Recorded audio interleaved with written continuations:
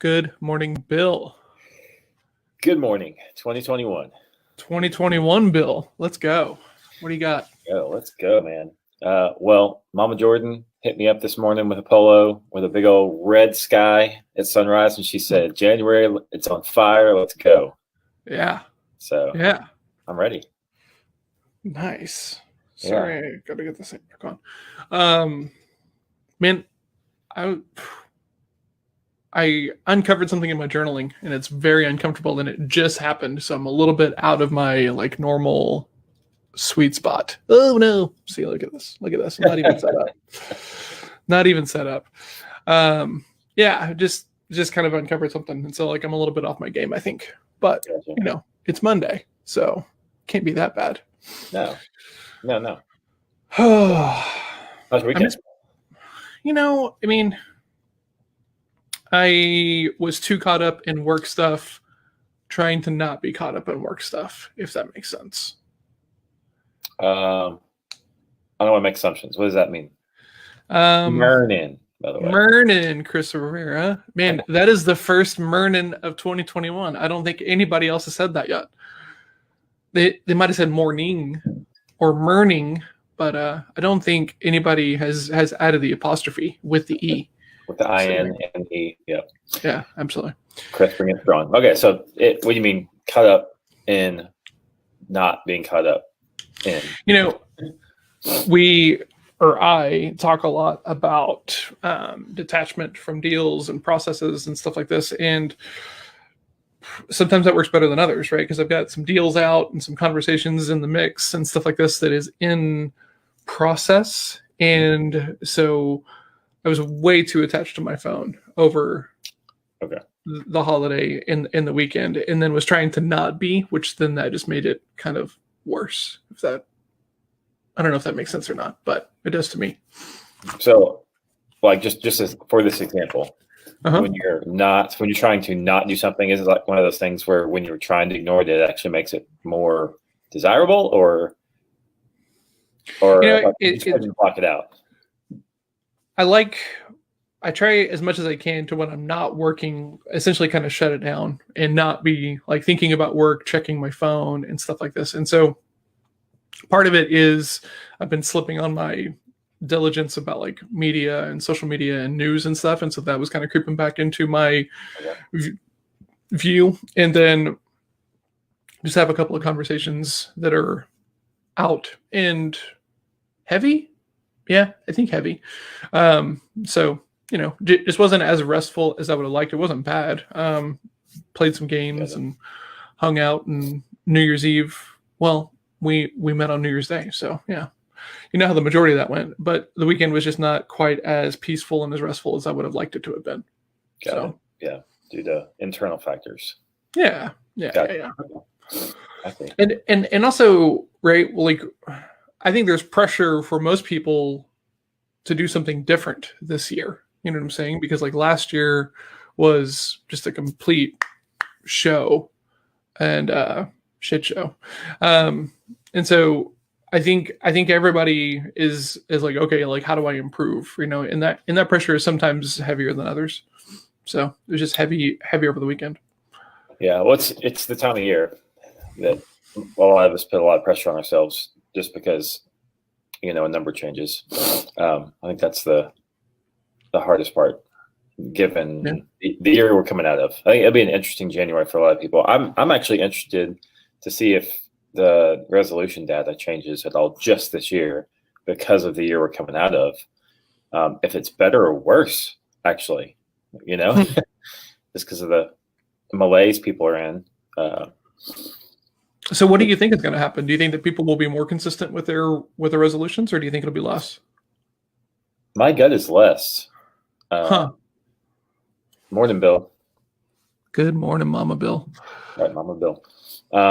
Yeah, my guess is less, but that's just a guess because I don't know. I just think coming up because of the timing, because holidays are tough for a lot of people, and then last year was tough for a lot of people, and then. Then plus you got New Year's, so everyone kind of flips over and tries to change something or do something different. And then we still kind of are in this weird restricted depending on where you're at, state, meaning state of mind or state of being, not state Texas. And so all those combined factors makes it tough for people because, I mean, you and I talk about this quite a bit. We are kind of a soft, like mentally soft people in the West over here, meaning we just don't have a lot of mental fortitude and toughness around a lot of the things we're just trying to do every day, which is why we talk so much about it, because we're part of that. You know, we're trying to become more mentally tough and more. Do you think that that's just an American thing, though? Well, I just can't speak for other places. That's all okay. I just know American, yes. Interesting. I hadn't thought about that. To me, it tends to be a human trait, just because of the way our brains work, and we, knowing the science of how we lie to ourselves and cheat ourselves and all the things that we do. But I can only speak for us Americans. I had this moment yesterday of like thinking about my week, kind of a lot going on this week, and then social stuff in the evening, with various friends and, catching up responsibly with a couple of people. Mm-hmm. And it was so funny because I felt this split, and I was like, man, I really don't want to do some of this stuff. And man, I kind of don't really want to go back and like work on Monday. And then I was just like, why am I thinking about Monday? Like right now, you know what I'm saying? And I was like, just put it on the calendar, put it on the calendar, put it on the calendar. And that has become this kind of weird like workaround success, that way I don't get in my own way, right? So then yesterday, Alice and I were having a conversation about cleaning and chores and stuff like this. And she's like, well, I'm just gonna do that in a little bit. It's like, do you remember the last time you said that?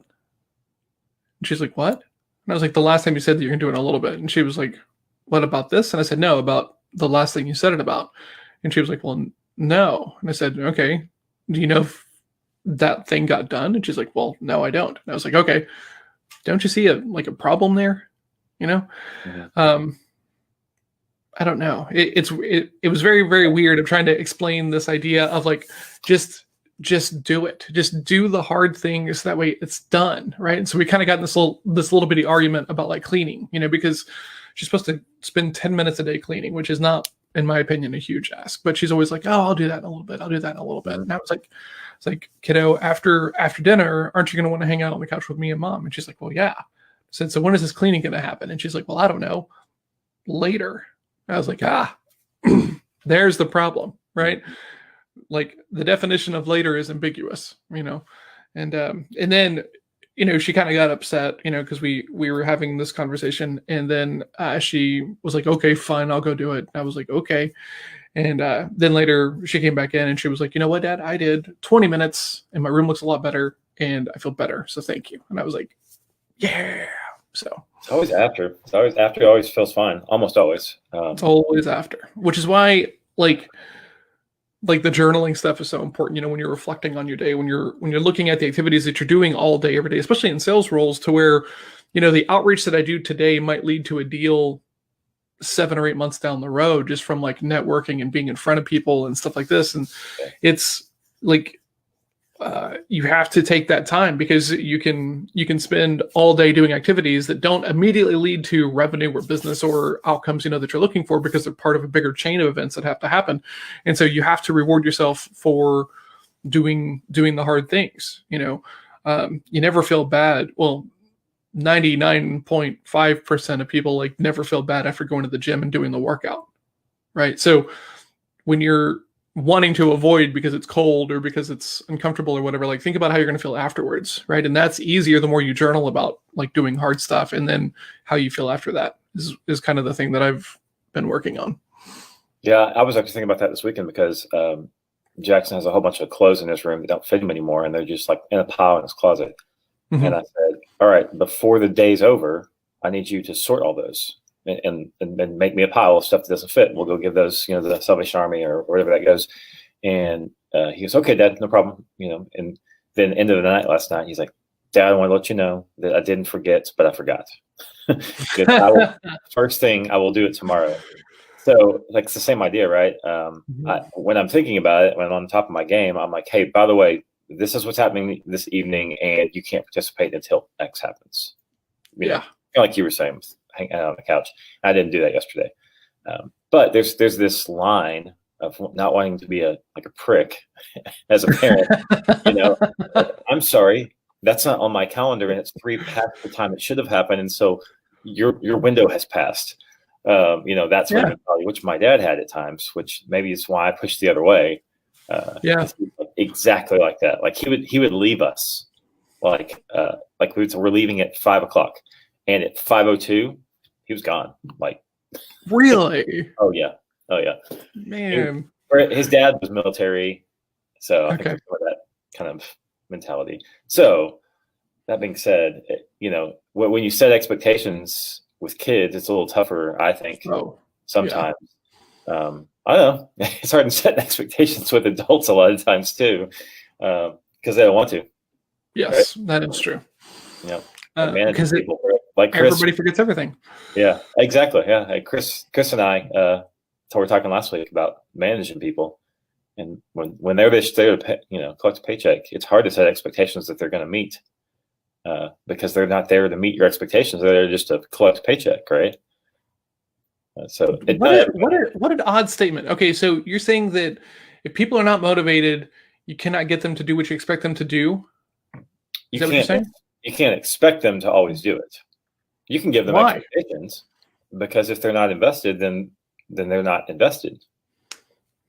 I mean, to me, that is like 98% of managing. That's the challenge right there. I don't want to be here, but I got to be here to make some money, or I only want to be here for 4 hours today. And they're not saying that, but like halfway through the day, they're like, okay, I'm done. Mentally checked out. I don't really want to be here anymore the rest of the day. And you still have to manage them through work and through expectations that they don't want to meet. Oh, well, see, I think that's part of the difference in how I think about some of this stuff than you do, right? Because I try to say, here's what I need. Here are the outcomes. Here's the expectation, right? I mean, can you commit to doing these kinds of things, right? And usually I have the KPIs, like I have the numbers. I have, hey, look, like I'm trying to have 5 conversations per week. I need you to be asking 25 people if they want to have a conversation with me. Okay, awesome, right? There's no real way to do that. I think that sometimes in leadership we don't give people what they actually need as far as the clarity. I was talking with a guy the other day, and he's like, my expectation is that they do 10, and so then the guy does 10, and I'm like, why are you doing the minimum? And I'm like, why are you? Why are you setting a base level expectation that you're telling them that you're okay with when you're not? That's not on them. Yeah, that's on you. Do you ever do that to your kids though? Because like you want your kids to know what the minimum is and then go above and beyond, because you want them to be overachievers. You want them to excel. You want them to care. You want them to, like really put themselves out there. So I've had that exact conversation with my kids where it's like, but Dad, you said all we had to do was this. I'm like, yes, you're right. You met the bare minimum level. Oh, see, I don't do that. Acceptable work.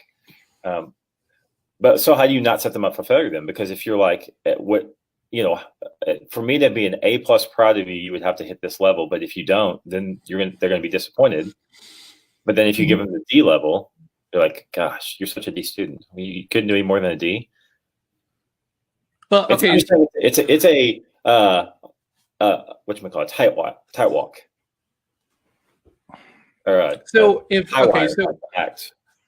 if Alice comes home with like a bunch of B's, okay, fine, right? Totally fine, right? If she comes home with like C's, okay, right? Why are we slipping? But like if she gets A's or B's, I don't really care, honestly, right? So the whole idea that the minimum, now I'm not going to tell her like, hey, like 60 is cool, like as long as you're 60. Because that would be setting her up for failure, right? Because like 60 is not going to fly in school. So, but if it's like, let's look at this and zoom out a little bit and look at this as like areas of opportunity to like know where we need to improve our focus and stuff, I think that's where that starts to change. But I don't ever set an expectation with someone or the other thing is like I don't just show up like super heavy handed with expectations and say this is what you must do and stuff like this. I try to make it collaborative. Like, hey, how do you think we get from here to there? And what happens is when you can make that plan collaborative with the other people, they're going to buy into it a lot harder because they're part of that plan, right? Jocko said this in a book or on a show. He's like, everybody wants to work their plan. So when you can have their input into your plan and make it sound like their plan, they're going to buy in harder. You're going to have much higher accountability around the thing. And I believe that for sure. Yeah, so, if I were just to show up and say, hey, like I expect you to have all A's, well, I better have a really good reason other than school, well, like, so here's a good example. Hey, Gabriel. Good morning. Good morning, Gabriel. Good morning, Levi. Man, yeah, especially for a Monday, not just a Monday. Yeah. A Monday, really. So I think of an example right now of where the person that I was managing was really fantastic at their job and cared about their work, right? But they had, and the expectations were collaborative, the way they were built, because they were the expert. And we said, here's what we're hoping to achieve. How do you think we should get there? Great. Sounds good. Okay. Let's do it that way then. But there were personnel issues like in the department, and there was a manager to this person issue that I was the direct manager, but there was an indirect manager that was giving her problems and stuff. And certain days didn't matter. The expectations were collaborative, things were set. But other factors would happen. And it wasn't the expectations that were the issue. It was like, I'm done at noon. Like, I'm just tired of being here, and she was a super high achiever too. That's what's crazy. She was the two places before us. She was head of the department, like really good at her stuff, things like that. So I'm just saying. What do you think changed? Well, it was something non-expectation, not the work itself. It was the work environment that was causing her problems. So, but that affected her work. So obviously that doesn't affect her work thing all the time though. That it's never just the data. It's never just, hey, show up, do this. Otherwise, we wouldn't have a show. We're here to talk about all the things getting our way that have nothing to do with the work itself. Okay, that's fair, right? I do. How do I say this? I think there's bad hires. I think you can find people who are not good fits for roles, sure. And then there's layers to all of this stuff as well, right? And there's history and there's perceptions and big thing about like she wasn't the problem either. It was the hire beside her that we threw in that ended up causing a lot of that. Yeah. My question is, how do you not know that before it blows up? Like how do you build that environment so that way they come and they say, hey, I'm struggling because of this other person here and it makes me not want to work, right? How do you build that environment so that way they want to come have that conversation with you as opposed to just checking out and doing the bare minimum and they're looking for the other job over here and they're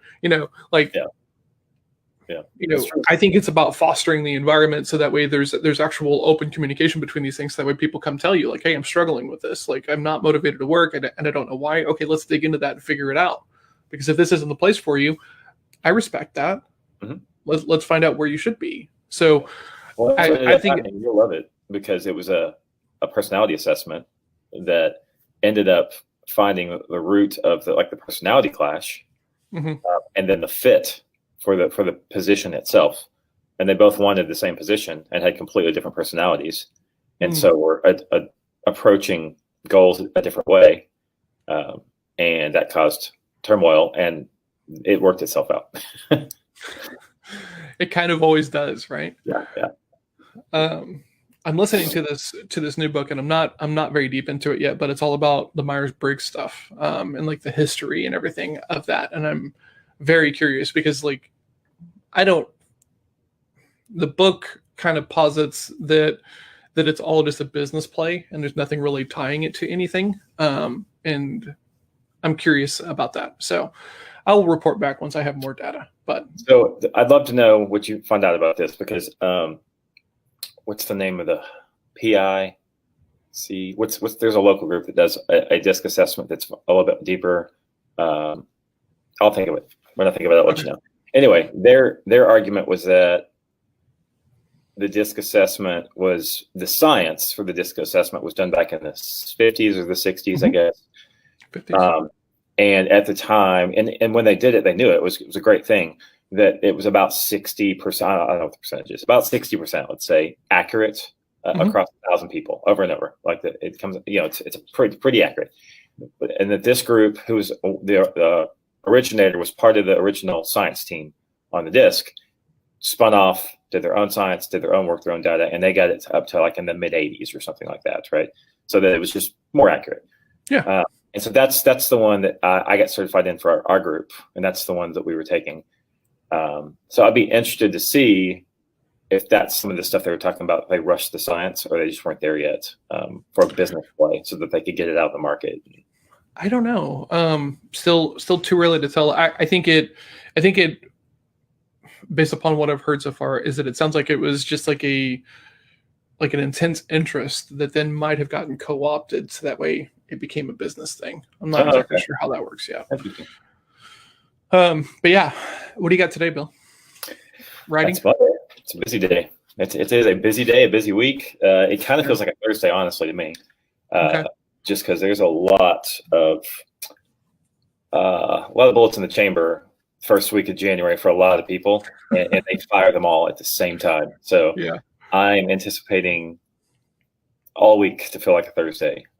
So it'll be nice if it doesn't. I'm gonna go with that because I definitely have work for a client that they finished over the holidays, but now it's nice. In our plate. I've got on the January 7th, I've got a Hero on a Mission, which is basically that life planning for executives. So it shows up in their business. They're coming up on the 7th, so I'm prepping for that. Are you not in that room? No, I've just got a defect on my hat. And so okay. Way. Let's stop distracting people. Forget everybody else is just distracting me. That's right. Okay, so yeah. And I actually have to reset my tracker. So I need to reset my tracker today. Yep, me too. I did not do that yesterday. Me neither. Because it wasn't a priority, and I didn't write it down. So there it was. I ended up, I finished December less than 70%. So like I think I was at 63, which is just unacceptable. So hypervigilance this month, not adding like a whole ton of new things on. We'll talk about that probably on Friday. Okay. But yeah. So it sounds like your tracker is actually about where it needs to be, because there's still work to do there. So it's like, can you reduce other things on the tracker so you can focus on the things that you didn't hit, or I don't know. Hypervigilance. That's the thing, right? So like let's talk about that for a second then. Because hypervigilance to me reads grit my teeth harder. Am I wrong? A little bit, right? That's not sustainable. We both know. So what would that look like to you? So the thing is these are habits that I'm looking to build, right? So like the no snooze, right? I snoozed this morning and I'm not happy about it, right? But it's a work in progress. I only snoozed twice as opposed to like the 3 or 4 times that I normally do. Okay. And so it's little bitty improvements like that I'm looking to do. It's not like I'm trying to go from like 63 or whatever I ended the month with to like 100, right? Because that is unattainable, right? No way that would happen. Maybe, likely, but likely, right? So, not really changing a whole lot. December's a weird month. Clean January is going on right now, so that'll be like a nice kind of reset. And it's not just about like trying harder. It's about building some intention, like scheduling time to meditate on my calendar, and stuff like that. So that way it's not just like, oh, I'm going to be better this month. And then you finish the month and you look up and realize, oh, I wasn't any better this month. Goal is to like be a little bit more scheduled around these things that are historically difficult for me to do consistently. So. Yeah, this snooze thing for me, I ended up putting my phone in a different room with the alarm on it, so that I have to get up to turn off my alarm. I would sleep right through that. Oh, see, the alarm wakes me. Like I can't the alarm. I just pick a sound that works for me. But and the other thing I had to do, what was a little mental trick for me, was when I rolled out to get up to walk to the other room, I would actually throw my covers, like not like I'd made the bed, but like it was no longer allowed, like closed. So it was like a mental trick that helped me, because when I came back to the bed, the blanket was covering the mattress, not wide open. Like, oh, it still wants me. Look at that inviting. It was a stupid little mental trick. It did it for me. Yeah. I know a guy, and he does a thing to where his alarm will wake up, and he'll say, "Get up." And it's like the first thing he says, right? So like before any action is done, he states his intention, right? And so I've been playing a little bit with that, trying to put it in like an easy to approach way. But I find that to be interesting. Have you used any sleep cycle software? What's weird is I don't keep my phone on my bed, so right. I keep it kind of off to the side. And since it's me and Melissa, and she comes to bed after me and stuff, the sound tracking stuff doesn't really do a whole lot for me. One of the things I'd like to get this year is an Aura ring, which like tracks sleep and does like some really cool other tracking and stuff. And I probably don't need another wearable, but the Pavlok tracks sleep a little bit. I haven't really played with it a whole lot on that side of things. Yeah, well, that's when actually I combined the two when I was doing it. So I don't put the phone with me, but I was tracking my sleep to figure out the cycles, and I woke up so much easier when I was in the correct sleep cycle. It makes a huge difference. I have no idea what Hidden Brain is, Levi, but that sounds pretty cool. Yeah, me either. But it sounds cool. Sounds like something I would binge on, unfortunately. That's true. Yeah. You know what I don't need on like the busiest week in January? A black hole of a podcast. It's called excuses. No, but this is good. This is education. It makes me smarter for my XYZ. Absolutely. Yeah. I've got I have a call with Jordan in about a minute. I've got planning with the real estate mastermind group. We have some leads coming into there, which is really nice. So got to go have like some very, very entry level conversations, which is the part that I'm most uncomfortable with for some reason. I'm not really sure why that is. Coaching call at 1, and then I have a wrap up CRM project call at 3.